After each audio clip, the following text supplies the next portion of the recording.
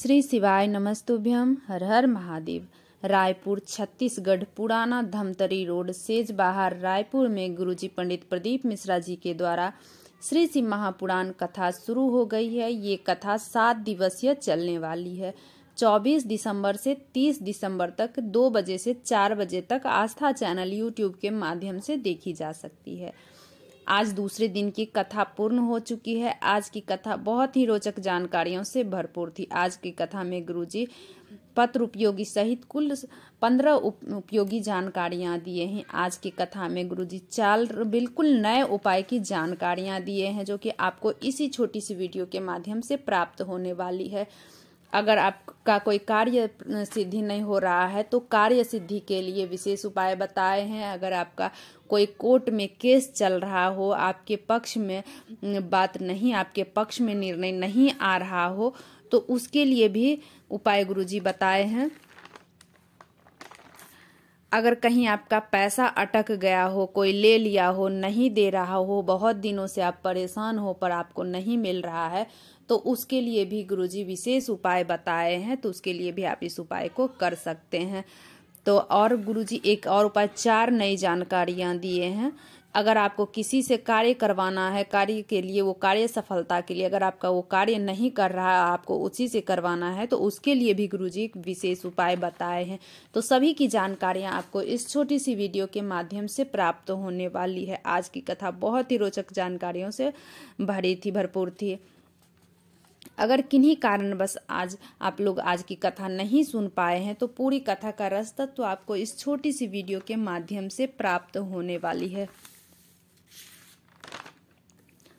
आज 25 दिसंबर तुलसी पूजन और हमारे भारत माता पूजन की दिवस। तुलसी पूजन की आप सभी को ढेर सारी शुभकामनाएं। बढ़ते हैं आज की कथा की पहली जानकारी की ओर। हम लोग जो शिव जी को जल चढ़ा रहे हैं, भस्म चढ़ा रहे हैं, पंचामृत चढ़ा रहे हैं, तो उन्हें ये सब चीजों की जरूरत नहीं है। उन्हें उनके सर पे तो खुद गंगा जी विराजमान है, तो उन्हें हमारे ये सारी चीजों की जरूरत नहीं है। उनके पास ये सारी चीजें बहुत हैं। भगवान शंकर को आपसे कुछ भी नहीं चाहिए। ये सारी चीजें तो उनके पास है, तो अपने भगवान को दिए हैं जो आपको मिलेगा। बढ़ते हैं आज की कथा की अगली जानकारी की। आपको जब भी जो भी कपड़ा लाते हो, चाहे वो साड़ी हो या जो भी हो, जब भी साड़ी लाओ तो किसी भी भगवान को ले चढ़ा दो, उनको सटा दो, तो वो क्या हो जाता है, प्रसाद रूप में बन जाता है, तो प्रसाद हो जाता है। तो बढ़ते हैं आज की कथा की अगली जानकारी की ओर। समुद्र मंथन में लक्ष्मी जी के अलावा एक और देविका उत्पन्न हुई थी। उनका नाम था रत्नाकर नंदिनी। बढ़ते हैं आज की कथा की अगली जानकारी की ओर। गुरुजी बोले 31 दिसंबर को लोग पी के गटर में मिलते हैं और चैत्र में मंदिर में मिलते हैं। तो गुरुजी बोले अपना धर्म मत बदलो। इस तरह की आज टोपी पहना के बच्चे को, इस तरह को पहना के किसी को भी बंदर मत बनाओ। अपना धर्म अपनाओ, किसी के धर्म में मत जाओ। 25 दिसंबर हमारा नहीं है, 1 जनवरी हमारा नहीं है। हमारा तो आज 25 दिसंबर को तुलसी पूजन है। चैत्र में नया साल मनाया जाता है। बढ़ते हैं आज की कथा की अगली जानकारी को। ललिता साहू जी पत्र लेकर आई। 1 लोटे जल और बाबा की सेवा का मैं क्या फल मिलता है। मेरी बेटी सिविल सेवा की तैयारी कर रही थी। आप कहते हैं कि सेवा को चौगुनी बढ़ाओ, अपनी पढ़ाई को चौगुनी बढ़ाओ। तो मैं सीहोर गई, कांवड़ यात्रा में कंकर शंकर की पूजा की। आज मेरी बेटी राज्य वित्त सेवा पदाधिकारी के पद पर नियुक्त है। उसी का आभार व्यक्त करने हम कथा पंडाल में आए हैं। बढ़ते हैं आज की कथा की अगली जानकारी की ओर। विनोद सेन जी का पत्र आया। 1 लोटे जल का मैं क्या वर्णन करूं गुरुजी। मेरा 22 वर्ष उम्र है। मैं 2022 में सरकारी नौकरी का परीक्षा दिया। 2024 में उसका परिणाम आया। इंजीनियर के पद पर नियुक्त हूं। मेरे गांव का पहला व्यक्ति हूं सरकारी नौकरी में।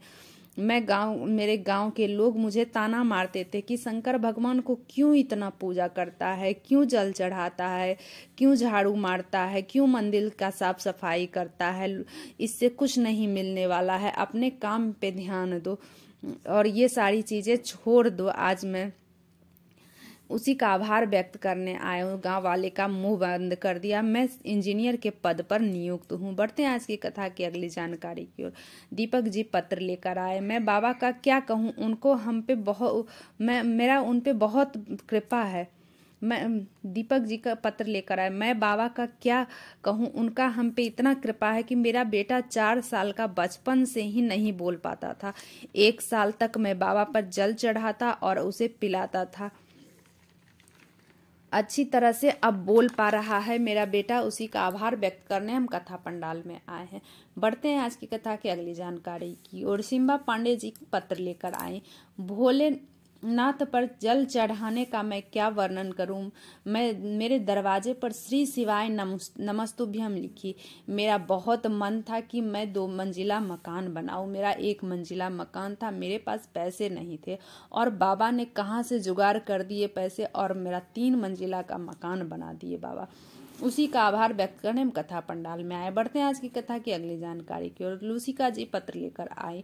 भोले बाबा का क्या वर्णन करूं, बाबा पे विश्वास कभी खाली नहीं जाता। मैं सरकारी नौकरी की तैयारी कर रही थी, आपकी कथा सुनती, बाबा को जल बेल पत्र धतूरा चढ़ाती। आप कहते हैं मेहनत को चौगनी करो। मैं 7 दिन की कथा पंडाल में सुनी, विश्वास के साथ सुनी। मेहनत को 4 गुनी की बेलपत्री पर शहद लगाकर बाबा पे लगा चढ़ा के गई।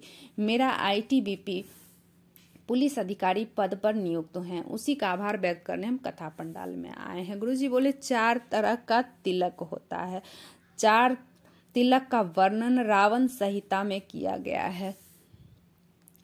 तो आज की जो विशेष जानकारी गुरु जी दिए हैं, विशेष उपाय जो बताए हैं, आप लोग इस उपाय को ध्यान से और अच्छे से समझ लीजिएगा, सुन लीजिएगा। उपाय बिल्कुल आसान है, आप अच्छे से समझ लीजिए तो आपके लिए आसान है। पहले नंबर का जो तिलक है, सफेद आंकड़े का जर। आप लोग जानते होंगे और वीडियो के माध्यम से भी हम दिखा रहे हैं। सफेद आंकड़े की जर, जो कि जिस दिन आपको लगे कि मुझे कोई कार्य के लिए कहीं जाना है, अगर आप कोई कार्य के लिए कहीं भी जा रहे हो और आपका कार्य नहीं सिद्ध हो रहा है, बार बार आप जा रहे हो, आपको सफलता नहीं मिल रही है, तो जिस दिन भी आपको फिर से उस कार्य के लिए जाना हो और वो कार्य की सफलता के लिए सफेद आंकड़े का जड़ का तिलक गणेश जी के नाम से लगा कर जाएं। आपका 15 दिन में रिजल्ट आपके सामने आ जाएगा। जिस भी कार्य के लिए आप ये तिलक लगा के जाओगे तो 15 दिन में आपका ये कार्य सफल हो जाएगा। सफेद आंकड़े का जर आपको क्या करना है, सफेद आंकड़े का जर निकालना है, उसको आपको घिस के तिलक लगाना है और वो तिलक लगा के आपको गणेश जी के नाम से आपको ये तिलक लगा करके जाना है। ध्यान रहे, गणेश जी के नाम से ये तिलक लगा के जाना है। जिस भी कार्य की कामना करते हुए आप जा रहे हैं तो 10 दिन में आपको कार्य की सफलता मिलेगी। दूसरे नंबर का जो है अपामार्ग का पौधा, जो अपामार्ग मैं वीडियो के माध्यम से भी दिखा रही हूँ। अपामार्ग जो पौधा होता है कि उसमें बीज होता है उस पौधे में, तो आपको करना क्या, उस पौधे का बीज निकाल लेना है आपको। अब बीज को क्या करना है, शिवलिंग की जो जलाधारी होती है, जो जलाधारी है जिससे जल नीचे बह के गिरता है, उस वहां पे उस बीज को रख देना है। फिर उसके बाद उस बीज को आपको घर लेके आ जाना है। उस बीज को वहां पर लगा दें, फिर वो उठा करके आप घर ले आएं।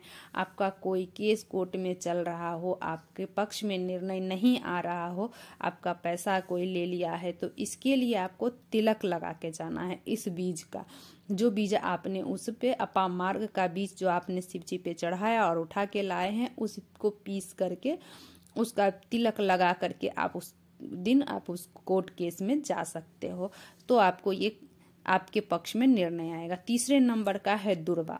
दुर्वा तो आप सभी जानते होंगे और मैं वीडियो के माध्यम से भी दिखा रही हूँ। दुर्वा जो गणेश जी को चढ़ता है, गणेश जी का प्रिय भोजन है दुर्वा। पर्वत की घर्षण से दुर्वा उत्पन्न हुई थी। आप लोगों को पता होगा, शायद ना पता हो तो पर्वत की घर्षण से दुर्वा उत्पन्न हुई थी। गणेश जी को प्रिय है दुर्वा। पाप कर्म, बेकार कर्म हो, असत्यता हो, अगर हमारे हाथों से पाप हो जाए, पाप तो ऐसे होते ही रहता है, लगाते समय झाड़ू लगा रहे हैं उस समय कीड़े मकोड़े मर गए हैं, अग्नि अगर जला रहे हैं कहीं भी तो उसमें बहुत सारे कीड़े मकोड़े उड़ने वाले होते हैं जो कि जल जाते हैं। पाप हमारे यहाँ से तो ऐसे ही होते रहता है। तो महादेव को एक दुर्वा, गणेश जी को एक दुर्वा चढ़ाने से पाप की मुक्ति हो जाते हैं। तो दुर्वा का अब करना क्या है, आपको दुर्वा को सुखा लेना है। दुर्वा को सुखा के शिव जी पर चढ़ा के उसका तिलक लगाने से 20 दिन तक आपको तिलक लगाना है। इस दुर्वा को पीस करके शिव जी पर चढ़ा के उसके बाद आपको तिलक लगाने से कार्य की सिद्धि होती है। चौथे नंबर का है बेलपत्र। बेलपत्र का तिलक। बेलपत्र की मिट्टी का भी तिलक बहुत फल देता है। हरा भरा बेलपत्र का जड़ नहीं निकालना है आपको। जो हरा भरा पौधा होता है उसका बेलपत्र का जड़ नहीं निकालना है, उससे भी पाप लगता है। जो कि बेलपत्र सूख गया है, बेल का पेड़ सूख गया है, बेल का पौधा, तो उसका जड़ आपको निकाल लेना है और निकाल के घिस के महादेव को लगा के आपको करना क्या है, उसको घिस के भोले बाबा को लगा के फिर अपने मस्तक पर लगाना है।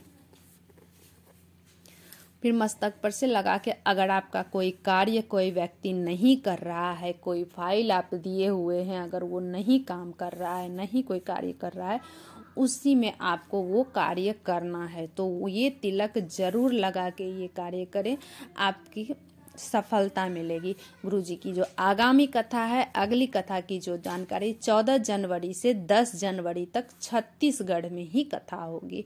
आगामी कथा जो है 4 जनवरी से 10 जनवरी तक छत्तीसगढ़ में होगी। श्री शिवाय नमस्तुभ्यम। हर हर महादेव। दोस्तों, इस वीडियो से जुड़ी हुई अगर आपको कोई भी जानकारी चाहिए तो कमेंट बॉक्स के जरिए पूछ सकते हैं। अगर आपको कोई उपाय ना समझ आए तो कमेंट बॉक्स के जरिए पूछ सकते हैं। श्री शिवाय नमस्तुभ्यम। हर हर महादेव। मेरे चैनल पर नए हो तो सब्सक्राइब कर लो, बेल बटन